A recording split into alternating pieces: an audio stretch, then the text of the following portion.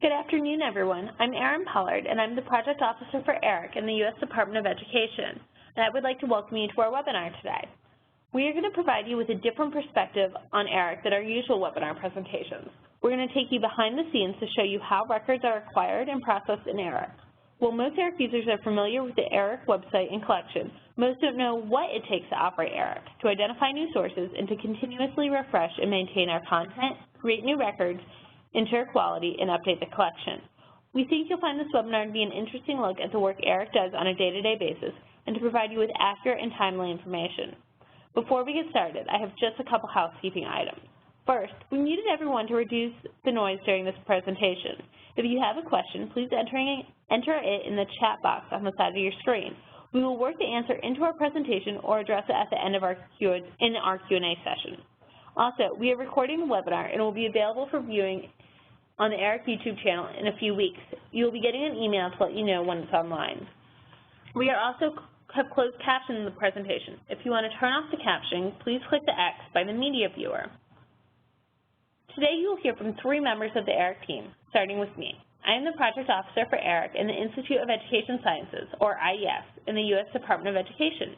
I'll provide the introduction and wrap up. As background, ERIC is operated under contract with AEM. AEM is tasked with finding 4,000 pieces of education research each month that meet the ERIC selection policy and then adding them to the ERIC collection. They will then send these records to IES, and IES will add them to our website. The website is managed under a separate contract. Our content development lead on the AEM contract, Fern Frusty, will walk you through our process of identifying new publishers and establishing agreements with them to index their content in ERIC. Then Judy Beck, our processing team lead, will walk you through all the steps required to process and QC ERIC records as they move through our workflow system. Then we will answer any questions that you may have. Several months ago, we put out this infographic that shows how research becomes an ERIC record. You can find and download it from the multimedia area of the ERIC website at eric.ed.gov. Today, using this infographic as a guide, we're going to delve into greater detail about the processes we use to turn journal articles, conference papers, reports, and other materials into records in the ERIC collection. Now I'd like to introduce Fern Frusty, who will walk you through the processes involved in the first half of this infographic. Thank you, Erin, and good afternoon, everyone. As Erin said, I'm going to talk about the very beginning of the process of how records get into ERIC, beginning with source selection as pictured in the top half of the infographic called How Research Becomes an ERIC Record. I will start with how we go about identifying potential sources for the collection and the review process that we apply for a source to be selected for inclusion in ERIC. Lastly, I'll finish up with a brief discussion about the agreement process to obtain permission to index a newly selected source. As you see on the left side of your screen, authors are a source of content and may submit their work directly to ERIC through the online submission system. The submitted document is checked against the ERIC selection policy and, if acceptable, is moved forward to the processing stage. The core of the collection is made up of selected sources. We are now indexing 1,118 journals and 824 sources of gray literature, such as reports and conference papers, and publishers of education-related books. Maintaining a vibrant and relevant collection of sources is an ongoing process. ERIC conducts a formal review of new sources twice a year. As noted on the right side of your screen, the sources we review mainly come from recommendations sent to us by members of the ERIC user community and publisher representatives, and are also identified by the ERIC team. All recommended sources are added to a running list that we update and maintain on an ongoing basis. When we conduct a formal source review, we use the ERIC selection policy as our guide, and we also consider current collection priorities such as increasing peer-reviewed and full-text materials in ERIC. Here's a condensed look at the standard and criteria from the selection policy that we apply to each source during the review process. In Phase 1, we begin by browsing the source's website to verify that it meets the standard of being relevant to education. We do get recommendations for materials that have nothing to do with education or are focused on an education-related subject, like biology. We would continue the review of an education research journal about the teaching of biology, for example, but not a journal devoted to the subject of biology. Because we review sources twice a year, we first confirm that it is currently publishing. We occasionally find that a source has suspended publishing, or there is a pending name change or a move to a new publisher. With international journals, we sometimes find that most of the articles are only available in a language other than English. At least 80% of the full text must be in English or have a high-quality English translation for the source to move forward. If selected, we will only index the articles that are available in English. For sources other than journals, we verify that they publish materials such as reports, briefs, conference papers, and books. A complete list of the types of materials we index is in the ERIC selection policy. We do not index blogs, HTML web pages, or textbooks. ERIC also does not index standalone lesson plans. However, a document or a guide that compares or analyzes a lesson plan may be accepted. The sources that do not pass the selection criteria in Phase 1 are not in scope for ERIC, and they do not proceed any further in the review process. For the journals that move forward to Phase 2, we read the aim and scope, browse the tables of contents, and read abstracts or full text for 3 to 5 current journal issues. For other types of sources, we read their mission statement and read current reports. We gather information about the sources and determine that the articles or the documents are education research and are complete and usable as they are presented. The content must contain data and citations, address the scope area in a professional or definitive way, and must be relevant to the current issues and of interest to the broad education community. During a review cycle, we do not select a set number of new sources, but rather choose the strongest sources that meet our criteria. In 2016, for example, we considered 544 new journals and selected 104. We also considered 221 centers, organizations, and other sources and selected 25. During each review cycle, we may also discuss currently indexed sources that are no longer publishing, are no longer in scope, or have stopped providing content. When a new source is selected, the publishers or providers are contacted to sign an indexing agreement with ERIC. If a source is not selected, it may be held for a future review cycle or added to our list of out-of-scope sources. If you are interested in hearing more about the source selection process, please go to the ERIC multimedia area of the ERIC website and see the video called How ERIC Selects New Sources. Now we'll talk briefly about our process for setting up agreements with publishers. Here you see the top part of a sample agreement form that we send to journal publisher representatives. We also have a form specific to centers and organizations that produce conference papers and reports, and another form for book publishers. We invite the publishers to have their journal, documents, or books indexed in ERIC, and the form explains our request and identifies the sources selected. Not every publisher responds immediately, and if this happens, we will resend the invitation. Occasionally, a publisher may decline the invitation.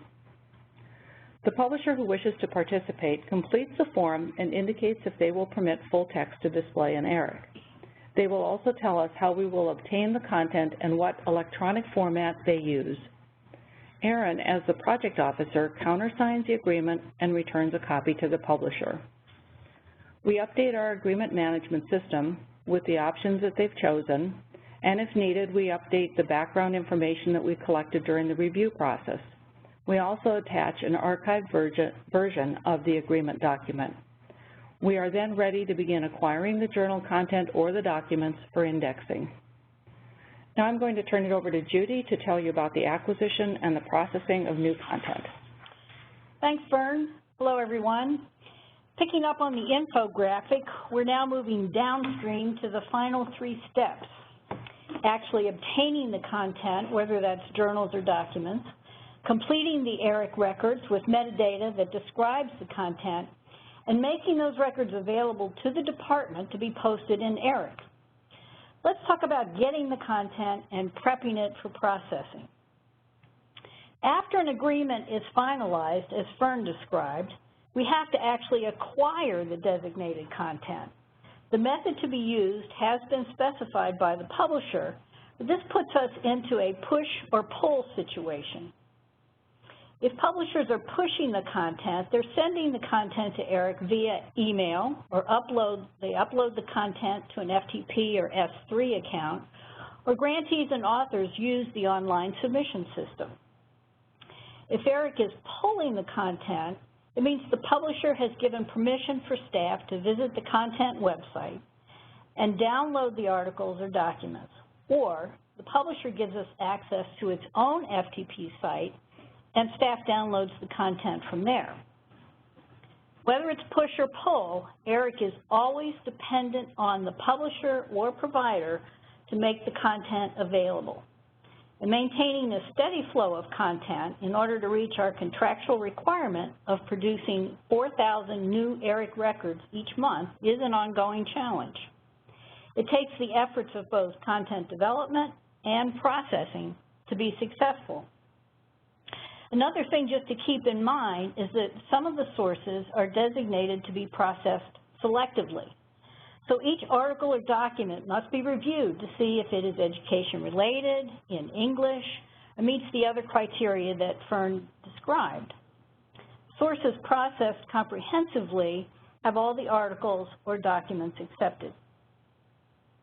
But no matter how we acquire the content, the format should be PDF and/or XML, because that is what the Education, Literature, Validation, and Indexing System, or ELVIS, can ingest.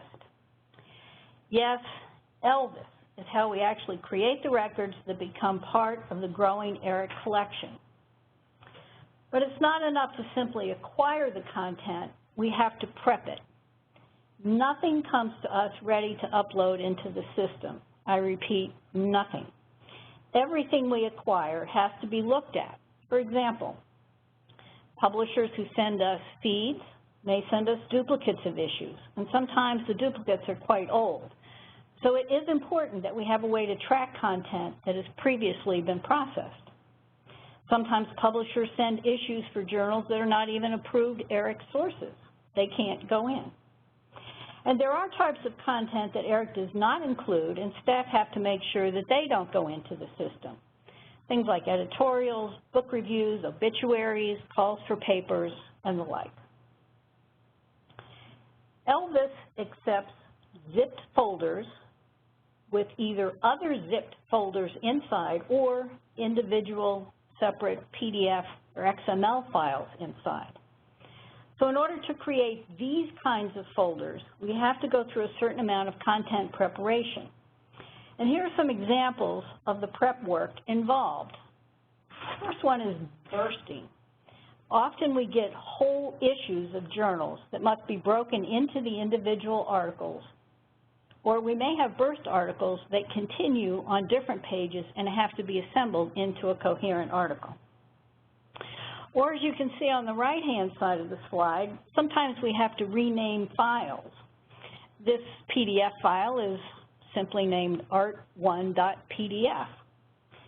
All the files have to have unique names to avoid getting false duplicates in the system. Two more examples. Deleting tags. You'll see that the extraneous XML tag, like the .meta tag that you see in this slide, must be taken off before the file can be ingested by ELVIS. And on the right-hand side, an example of one of my favorites, unnesting folders. Many of the individual PDF or XML files we get might be buried within multiple layers of folders that you have to keep opening in order to extract down to a single article, doing it for every article in that journal. So these are just a few of the prepping quirks for ERIC content, all of which take time and vigilance. Now we're ready to begin the 5-step process for creating ERIC records.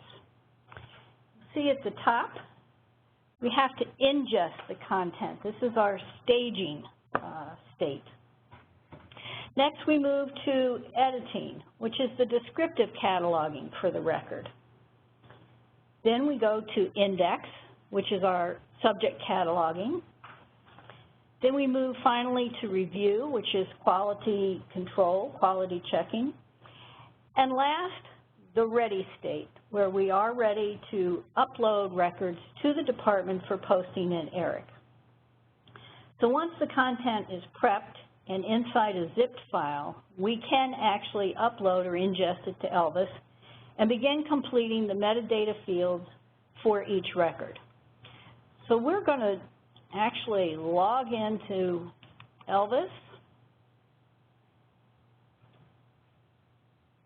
This will be the demonstration version of Elvis. We're not going to use the production version because folks are actually creating records right now in that as we speak.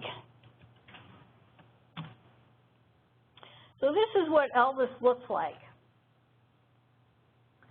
We're going to look at a couple of records as they go through the system from ingest to ready, when the completed record is finished and ready to upload to the department. We may not enter data for every single field in the record, but I think you'll get a good idea of the process and many of the challenges involved. So our first step is ingest, and I have prepared two folders. We're going to go here to ingest, and you can see we can choose our files. I have one folder which is going to be a journal article that includes a PDF and a matching XML file. And we'll also do a report from the Institute of Education Sciences, the parent program of ERIC, so that you can see the difference between records that begin processing in an automated way and those that begin life manually. So let's first do the journal article. We're going to select that folder. You can see it comes up, and we'll hit ingest and wait for it. Wait for it. We're ingesting. Please wait for it. And we do get the notice that the ingest is successful. It's always a good sign. So what we're going to do now is go to our main page, and we're going to go to our staging area, and we can see that this is the record because it's 0 days in the workflow. And you'll notice that we have a temporary accession number that's been assigned. We have the title of the article that's showing on the list. We have the source. This is from the Journal of Educational Psychology. Source ID information is already there, the volume and issue number, page range. So let's go ahead and take a look at this. This is what the inside of a record looks like. And you will see, just as we saw on the list, that the title field is already populated, the author field is already populated. As one of the new fields in ERIC, we have a field where we can select if someone has an author ID. We can select who's issued that ID and put the URL in to have that be accessible. As we go through, we see that the source name, the journal is there. Level of rights shows up. We'll talk about where this information comes from in a few minutes, but this tells us that ERIC cannot display this particular journal article directly through ERIC. It is a peer-reviewed journal. But you'll see that there was an abstract that was contained in the XML that was ingested, and if you want to look at XML, that's where that came from. And you can also view the PDF of this article. And so you can use the PDF to help verify the information when we get into the edit stage. But you can see that both of these things are available right directly from the record. We also have the field that tells us who the abstractor was, and this was provided by the publisher. As we also saw, the source ID information is there, publication date. This is a nice feature, the DOI, the URL to the publisher site for this article is here, and we can actually check that just by clicking the box. And it's a good thing this one resolves. So we can see that this is someone clicking the link in the record would go to the publisher. So you can see that with these fields pre-populated, those who will be doing the descriptive cataloging have kind of a leg up on these fields. Many of them are pre-populated, and when we get this kind of XML PDF matchup or XML only, you know, it's one way to help with the accuracy and the consistency because we're using the publisher data. All right, we can go ahead and we'll just save and validate this record, and you can see that we've got a successful validation here, and we'll go ahead and promote this record. So we'll see it again in the edit state. Now let's go ahead and we're going to ingest the PDF only, and this is the report. Again, the file shows up, we hit ingest, and we wait for it. And we wait for it. There we go, success. Go back. This time, however, when we go to the main page, we're not going to look at the area where the fields are pre-populated. We need to go over here to the no source PDF only, and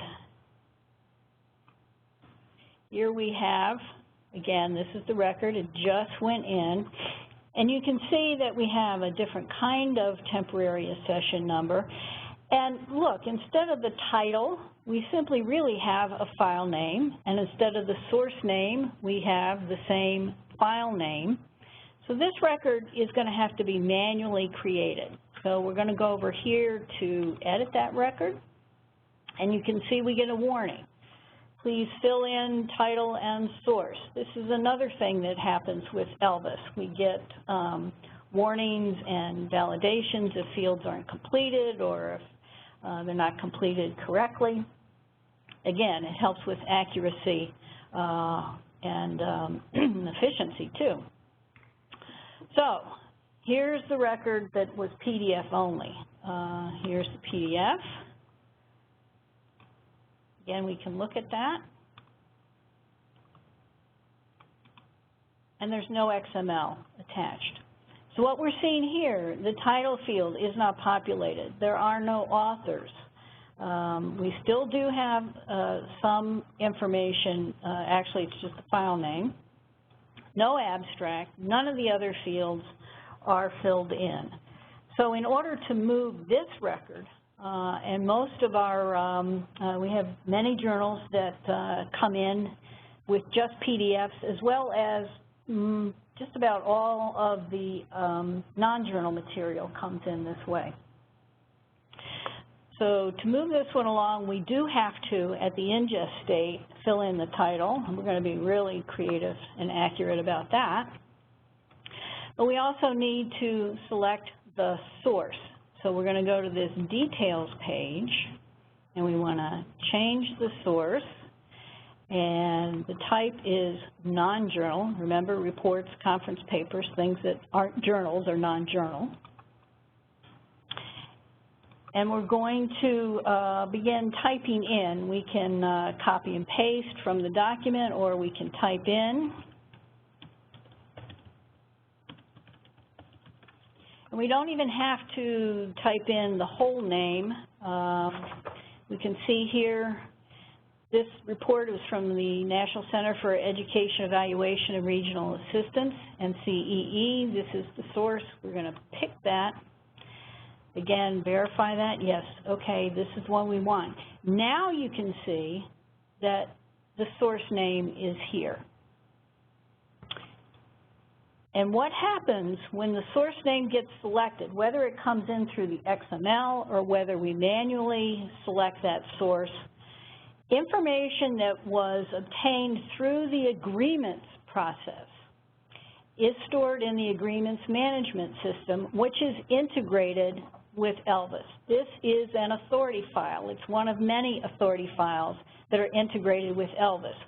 So all of the source information, much of which will also show up on the record, is pulled in automatically once the correct source is picked. So you can see this is one of a comprehensive coverage source. It's peer-reviewed. Down here we have, it's level 1, which means we can display the full text. The full text is authorized to display. And here is the publisher information. This information gets pulled into every record through the AMS. Again, consistency and accuracy. So we're going to go ahead now. We can set the regular temporary number. We've successfully generated that. So we have, well, I guess I've used this as a demo before. You can see that this is our duplicate flag. And I'll just mention now, we have a duplicate check program that runs many stages throughout Elvis.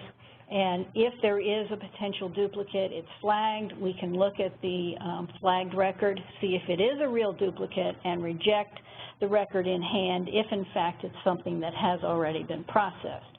But we're going to ignore this, and we will go ahead and promote this record. Document will be promoted, and we'll go ahead and do that. So now we're going to move to the next stage, which is the edit stage and our descriptive cataloging. Let me get that for us.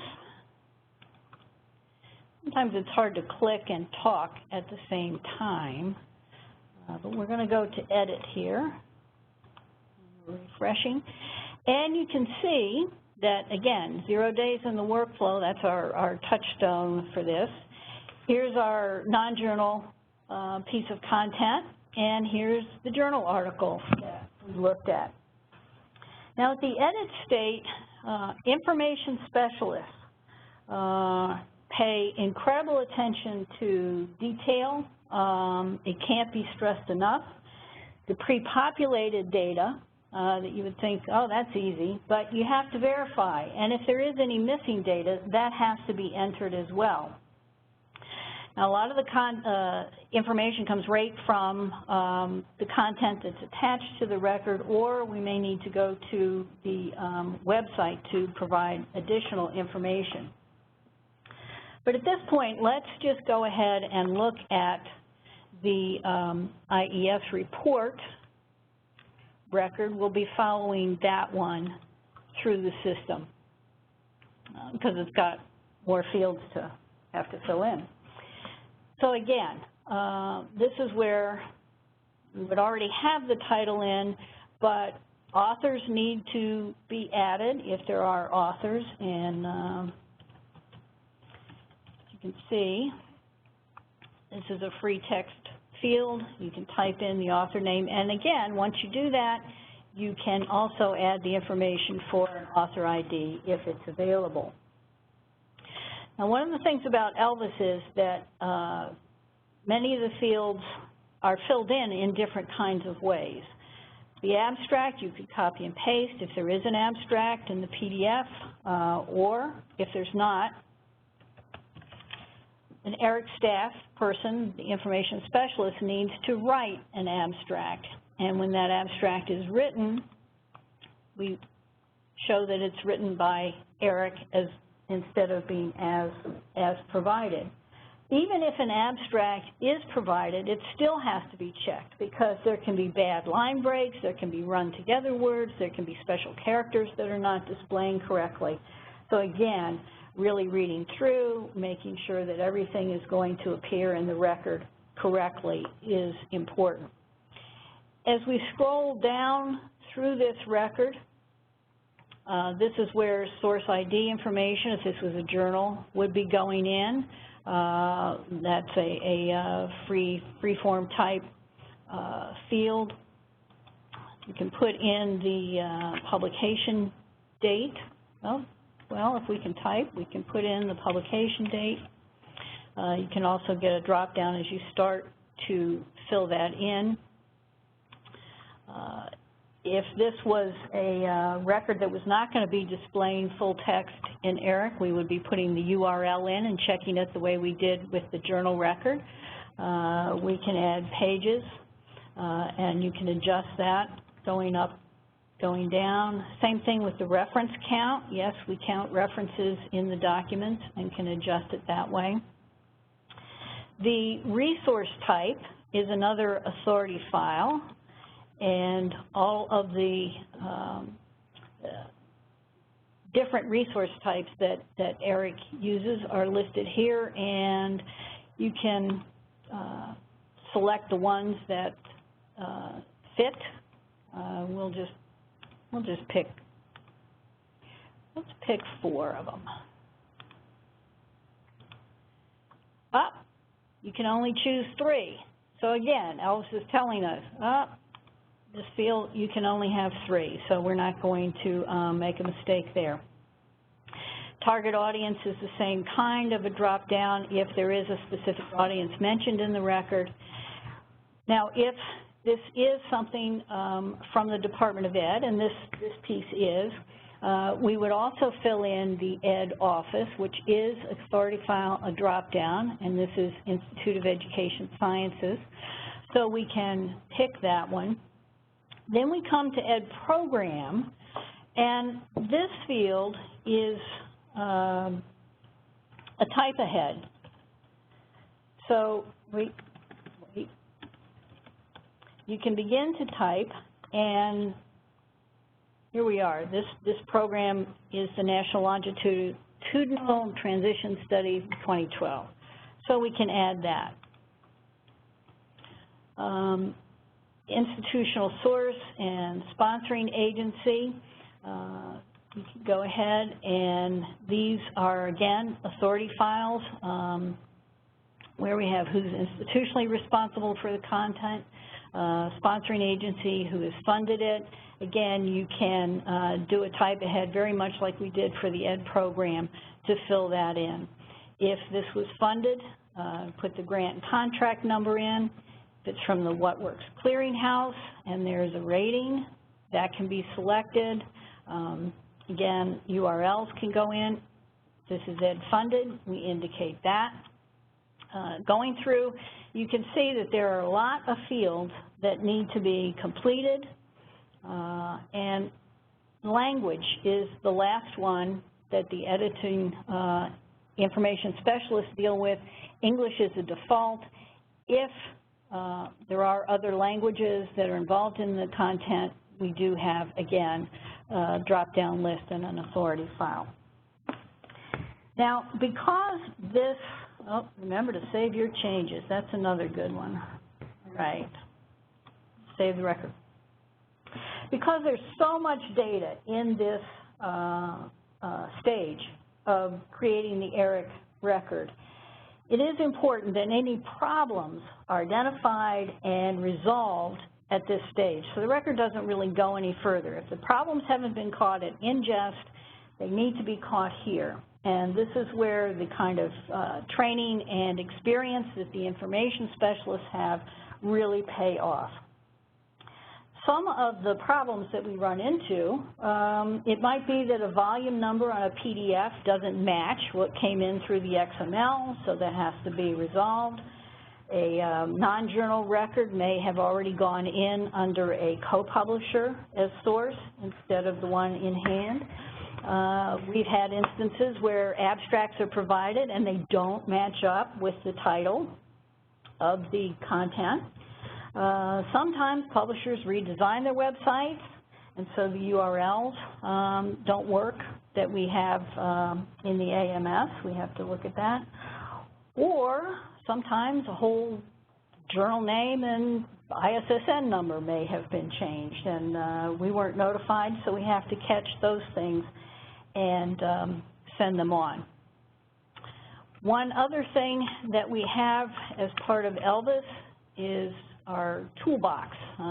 We use the wrench symbol. It gives us some just-in-time assistance. We've got resources and cheat sheets that are available there to the staff as they're working on records. And one of the things that's really important is the staff constantly communicates with each other to share a heads up about a problem they've seen, to work on resolving issues, and in some instances to verify the agreement information. So again, all of this step goes into doing the descriptive cataloging. So once the fields are completed, we can save and validate this record, and we can go ahead and give it an actual ERIC number.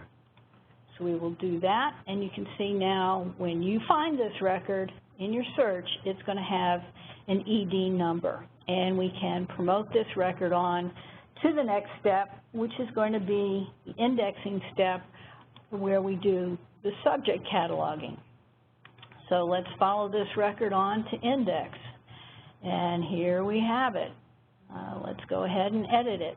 This is the step where we're going to be adding the descriptors and identifiers if appropriate, and adding the level of education. Now, just a word about the ERIC Thesaurus. The ERIC Thesaurus that you find when you're on the ERIC website is integrated into ELVIS, and so it's the exact same thesaurus. And the thesaurus, with over 13,000 active descriptors and synonyms, it's an added value to ERIC, and it helps provide more precise search results. It's a controlled vocabulary, so you as a user knows exactly how a descriptor is defined by reading the scope note, by looking at the relationships of this descriptor to other terms. The descriptors allow the indexers and users to pinpoint the content of a document and capture the significant concepts no matter what language the author uses. And this is really important. This is where the expertise of the trained indexers comes into play. Now, automated indexing with the machine reading text works really well for very precisely defined terminology, say with medicine. But the terminology in education can be multifaceted, it can be ambiguous. Sometimes words are defined differently across disciplines. And so what ERIC uses is a combination of professionally trained indexers and machine-assisted indexing. Because the thesaurus is integrated into ELVIS, the indexers have been able to work on mapping terms so that if one particular identifier, say, is added, say under geographic locations, the name of a foreign country, the descriptor foreign countries will automatically be added to the descriptor list. It may be that if a descriptor is put in that links to a level of education, that level of education will automatically be put in. Again, this is a way of keeping consistency and accuracy, but it really rests on the work of the trained indexers. The familiarity with ERIC content, the deep knowledge of the thesaurus is so very important when you come to indexing, because assigning descriptors does require a certain level of subjectivity, while the identifiers are all proper nouns and come directly from the text. But the fact that, you know, with descriptors you're capturing concepts, that's where the training of indexers really adds the value. So let's take a look at how we would add descriptors. As you can see, this is the indexing section. We're going to search the thesaurus. The indexers will look at the title of the piece of content. They will look at the abstract. They will look at the full text if, in fact, it's available to be looked at. And if someone knows exactly what term they want to use, they can type it in. Hit enter, and the descriptor comes up. And you can see over here, we're going to start a descriptor list. But now maybe there's a term, whoa, I'm not in there. Why is that there? Maybe there's a term that not quite sure which one is best. You can go ahead, type in a partial, hit search, and all of the terms that include that particular word will come up, including the synonyms. And also over here, for example, here the first one is a synonym, parent absence, and it will tell you already, use one parent family. So you can select the term that you want to use. It adds over here, and you build your list of descriptors this way. Once you're done, you can hide those results, and there's your descriptor list. With the identifiers, they come directly out of the text. They are proper nouns. We'll just do a sample one here of a geographic location. If this research was conducted in Atlanta, let's say, oh, and Elvis is telling me to save. I am not a fast processor, that's for sure. Type in Atlanta, hit search, and here's the identifier in the correct format, and that can be added. The same is true for the other categories, laws and legislation, tests and testing or surveys. So again, that's identifiers. Level of education, as I say, sometimes the terms are mapped, but this is a type ahead. If we know it's maybe higher ed, you can do that and add it. So with indexing complete, we can now save this record, saved and validated, and we can go ahead and promote it. And we're going to go to our penultimate step, review. There's our record. We're going to take a look at it. All the fields are now completed. This is where the final quality check process comes in. And we've seen how consistency and accuracy in processing is already assisted by the pre-population of fields, authority files, integrated with ELVIS, the built-in validations and warnings, just-in-time aids, and staff consultations. Now, the staff who perform quality assurance checks have been cross-trained in both descriptive and subject processing. They can also be deployed if resources are needed into those areas to help with content flow. But there are several ways that records do get checked, all the records from the same source, and we'll exit out of this record. You can sort by source or by source ID, so that, say, if you've got an issue of journal records, you could do source ID and quickly see if all of the source IDs are following the same format. We do have suggested formats for source IDs and URLs built into ELVIS as well. There is a feature where you can sample records and promote certain percentage of those records. There's also a feature in ELVIS where you can compare two records side by side. But at this state, a record can be sent back to someone who actually worked on it, and this little eyeball here under QA will tell you that Judy Beck did the editing and Judy Beck did the indexing, and if there's a mistake, you can send that record back to Judy Beck and tell her what to fix. Or the record can be corrected right there at the review stage. So this is where we really make sure things are all set, ready to go, and when the record is, or the records are promoted, they are going to go to the ready state. Let's refresh that. Go to ready. So this is where the record is now set to go to the department. From this point, all the records from a particular day that have been processed are rounded up in a batch, and they are transferred once a week to the department for posting to ERIC. So I just threw away my last. So now you've had your chance to see something behind the scenes for ERIC creation, record creation. Over here is the record, the working record, and here is the record as you see it in ERIC. Now, the most obvious parts of the record might be the title, the authors, and the abstract, but if you look at the information in the red boxes, you will see much of the other information that went into the creation.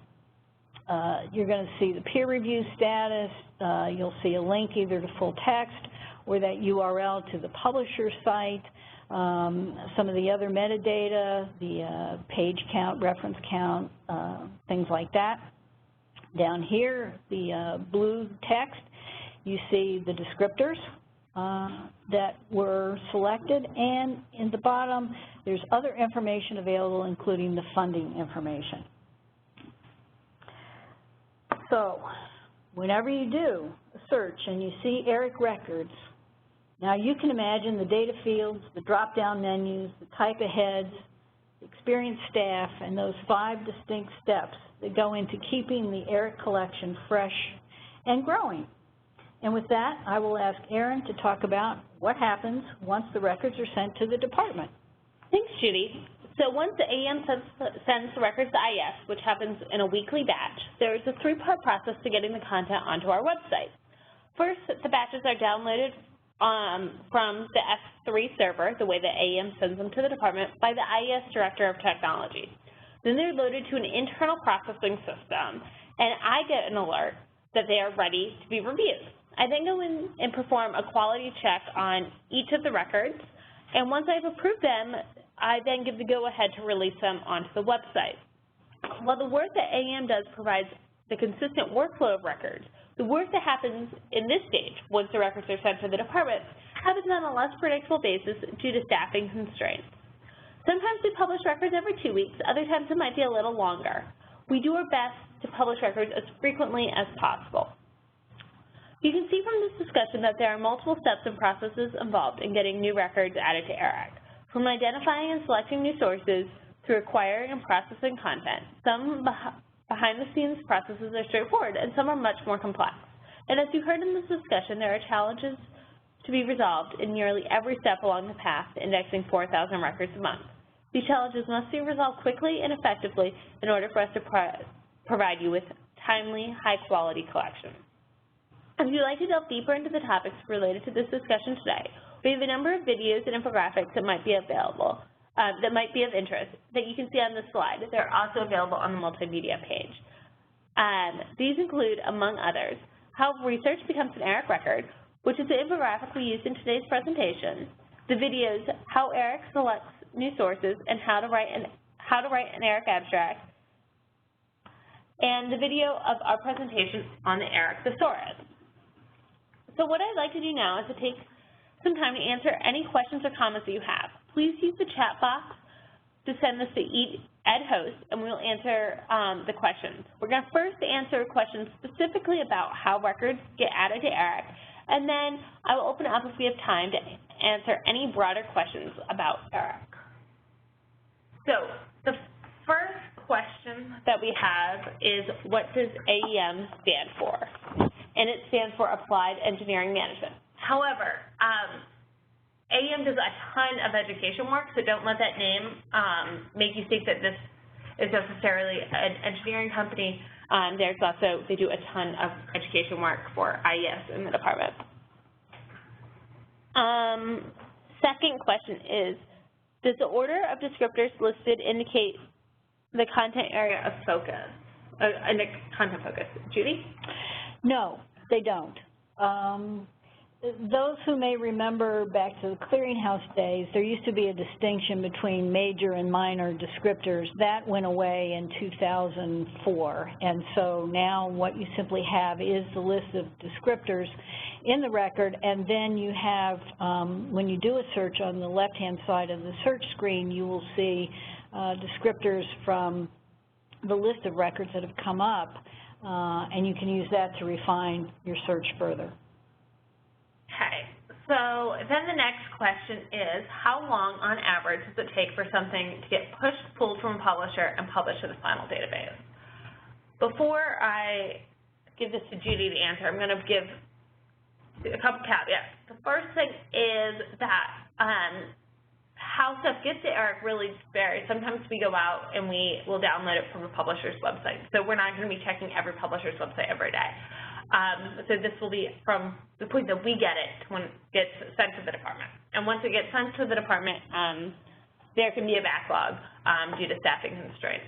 So, but Judy, how long on average would you say? Well, it really does depend. Some of our larger journal publishers, such as Taylor and Francis, Wiley-Blackwell, they send content every day, just about, in a feed, and so that gets, you know, downloaded every day, and we start processing it. The smaller publishers, where we have to site download, we cycle through those very regularly and pull things very quickly. Even though it depends, can always say that the records are created within 30 days of the content being made available to ERIC, and that's the key thing. When is it actually available to us? Do you have other questions?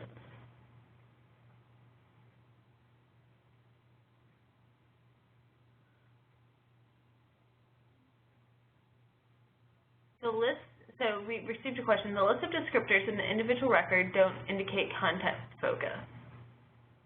Is that correct? That's correct, but every descriptor does apply to some aspect of the content.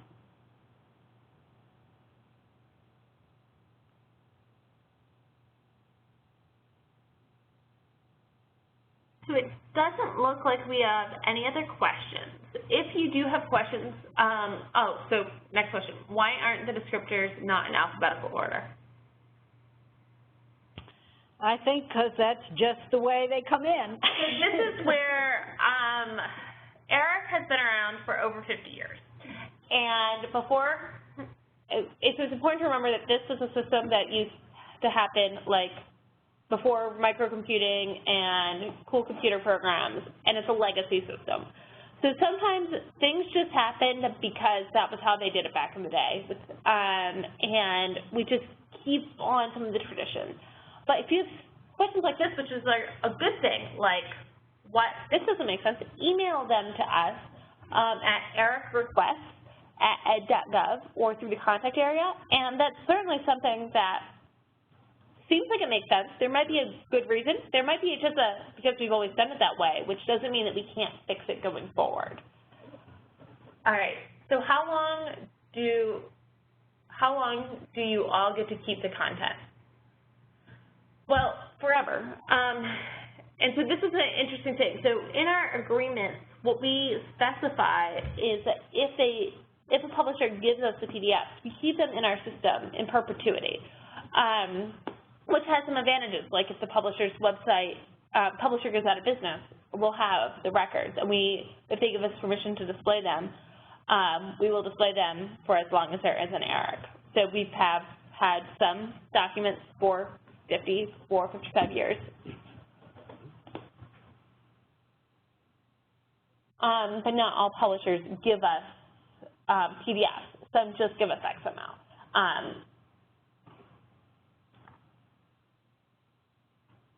Okay, so it looks like there are no more questions. If questions come up, please feel free to reach out to us at ericrequests@ed.gov or through the Contact Us tab on the ERIC site. Thank you so much for joining us today. We really appreciated getting to talk to you.